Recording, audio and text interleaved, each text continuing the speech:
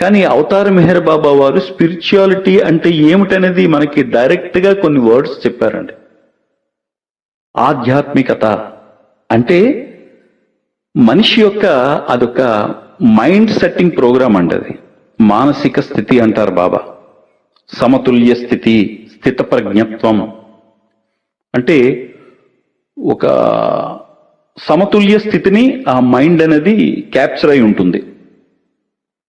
అది మానసిక స్థితి. అది ఆ స్థితిలో ఏంటంటే నీకు ఎటువంటి ప్రాబ్లము నీకు ఎదురైనా, నీ జీవితంలో ఎటువంటి పరిస్థితుల్లో ఎటువంటి భయంకరమైనటువంటి నువ్వు తట్టుకోలేని, నీ కుటుంబం కానీ నువ్వు కానీ తట్టుకోలేనటువంటి ఆ ప్రాబ్లం వచ్చినా సరే ఆ స్థితిలో ఏ స్థితిలో అయినా సరే నీకు ఎటువంటి ఉద్రేకం అనేది అస్సలు కలిగించదండి.